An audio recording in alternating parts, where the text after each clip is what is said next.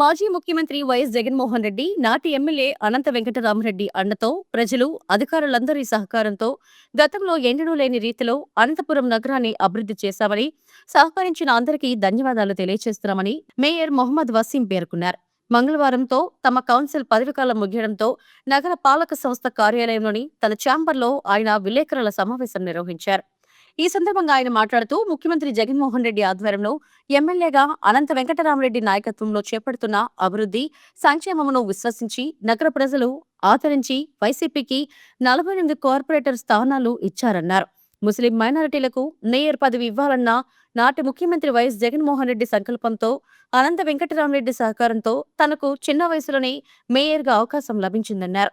వారి నమ్మకాన్ని వమ్ము చేయకుండా ప్రజలు ఇచ్చిన అవకాశాన్ని 100% సద్వినియోగం చేసుకుని 5 ఏళ్ల తమ పాలకవర్గం ప్రజా సమస్యలను ఎప్పటికప్పుడు పరిష్కరిస్తూనే నగర అభివృద్ధికి కృషి చేస్తామన్నారు. గతంలో ఎన్నడూ లేని రీతిలో పేదలు నివసించే కాలనీలతో పాటు ప్రధాన రహదారుల అభివృద్ధి చేశామన్నారు. అనంతపురం నగరంతో పాటు పరిసర 4 పంచాయతీలు వైసీపీ హయాంలో 1040 కోట్లతో అభివృద్ధి పనులు చేపట్టామన్నారు. నగరంలోని 50 డివిజన్లలోనూ ప్రతి డివిజన్లలోనూ సరాసరిగా 2 కోట్ల నుంచి ప్రధాన రహదారులు వెళ్లే మార్గంలో 5 కోట్ల వరకు అభివృద్ధి పనులు చేశామన్నారు. మూడవ మేయర్గా నాకు అతి చిన్న వయసులో ప్రజలు నాకు అవకాశం ఇచ్చినందుకు ముందుగా ప్రజలందరికీ కూడా నేను ధన్యవాదాలు తెలియజేసుకుంటున్నాను. మేయర్గా అవకాశం ఇచ్చిన ఆ దేవుడికి, జగన్మోహన్ రెడ్డి గారికి, అనంత వెంకటరామరెడ్డి గారికి, నగర ప్రజలకు, మా కార్పొరేటర్ సభ్యులకు, కోఆప్షన్ సభ్యులకు అందరికీ పేరు పేరు నా హృదయపూర్వక నమస్కారాలు తెలియజేసుకుంటున్నారు. జగన్మోహన్ రెడ్డి గారి సూచనల మేరకు అనంత వెంకటరామరెడ్డి గారు ఒక కృషితో అనంతపురం నగర పట్టణాన్ని ఏ విధంగా అభివృద్ధి చేసుకున్న విషయం కూడా అందరికీ తెలిసినదే. ఆ రోజు చూసుకుంటే జగన్మోహన్ రెడ్డి గారు ముస్లిం మైనార్టీలకి కేటాయించాలని చెప్పేసి అనంతపురం నగరానికి ముస్లిం మైనార్టీగా కేటాయించాలి అని చెప్పేసి ప్రతిపాదిస్తే అనంత వెంకటరామరెడ్డి గారు నా పేరుని ప్రతిపాదించినందుకు ముందుగా ఆయనకి ధన్యవాదాలు తెలియజేసుకుంటున్నాను. మా పాలకవర్గంలో గత 5 సంవత్సరాలుగా ప్రజల సమస్యలు కావచ్చు, నగర అభివృద్ధి విషయంలో కావచ్చు, మేమందరం కూడా అప్పటి ఉన్నటువంటి ఎమ్మెల్యే అనంత వెంకటరామరెడ్డి గారు కావచ్చు, మా పాలకవర్గంలో ఉన్నటువంటి కార్పొరేటర్లు కావచ్చు, కోఆప్షన్ సభ్యులు కావచ్చు, అందరూ కూడా నగరే అభివృద్ధి ధ్యేయంగా ముందుకు వెళ్తూ ప్రజల సమస్యలే మనం పరిష్కరించుకుంటూ ఎప్పుడు ప్రజలకి అందుబాటులో ఉంటూ ముందుకు పోయిన విషయం కూడా మీ అందరికీ తెలియజేస్తున్నాను. చెప్పలేనన్ని అభివృద్ధి కార్యక్రమాలు చేశాం. రాణినగర్ కావచ్చు, అంబేద్కర్ నగర్ కావచ్చు, మున్నానగర్ కావచ్చు, 2వ డివిజన్ కావచ్చు, 9వ డివిజన్ కావచ్చు, అనేక డివిజన్లో అభివృద్ధి కార్యక్రమాలు చేసిన విషయం కూడా మేము అందరూ చేస్తున్నాం.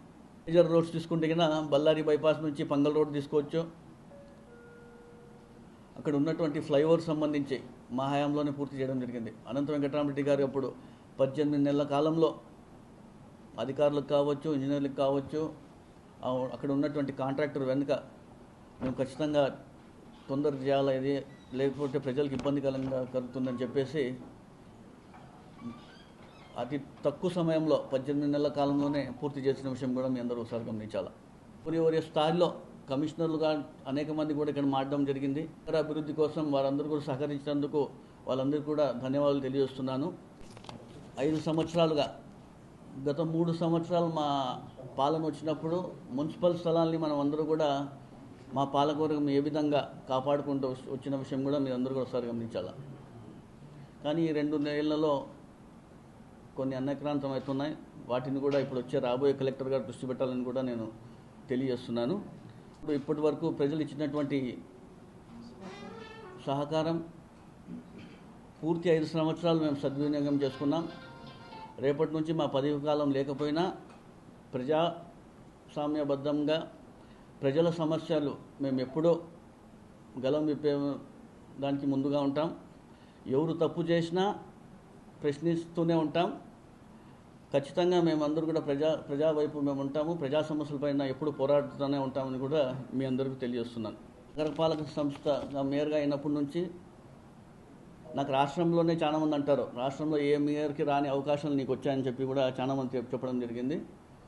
దాదాపుగా నేను రష్యా కూడా వెళ్ళడం జరిగింది, బ్రిక్స్ మేయర్స్ సమిట్కి వెళ్ళడం జరిగింది, ఇరాన్లో ఏషియన్ మేయర్స్ ఫోరంకి వెళ్ళడం జరిగింది, కొరియాలో జరిగినటువంటి వరల్డ్ హ్యూమానిస్టిక్స్ అండ్ హ్యూమన్ వాల్యూస్ పైన ఫోరం జరిగింది, అక్కడ కూడా వెళ్ళడం జరిగింది.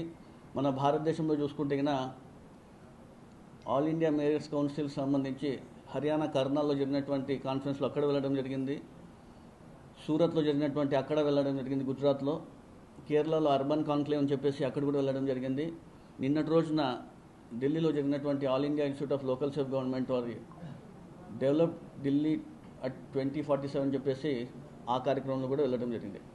ముఖ్యంగా జగన్మోహన్ రెడ్డి గారు చేసిన అభివృద్ధి, ఆయన తీసుకొచ్చిన సంక్షేమ పథకాలు, ఆయన తీసుకొచ్చిన సచివాలయ వ్యవస్థలు కావచ్చు, నాడు నేడు కావచ్చు, స్కూల్ రూపురేఖలు మార్చిన విషయం కావచ్చు, హాస్పిటల్స్ని ఏ విధంగా తీర్చిదిద్దిన విషయం కావచ్చు, డిజిటల్ గవర్నెన్స్ కావచ్చు, ఇవన్నీ కూడా మన రాష్ట్రంలోనే కాకుండా దేశంలో కాకుండా ఇతర దేశాల్లో కూడా జగన్మోహన్ రెడ్డి గారు తీసుకొచ్చిన విప్లవాత్మక మార్పులని గురించి అక్కడ కూడా నేను చెప్పే అవకాశం కలిగిందంటే కూడా దీనికి కారణం కేవలం జగన్మోహన్ రెడ్డి గారిని కూడా నేను తెలియజేస్తున్నాను.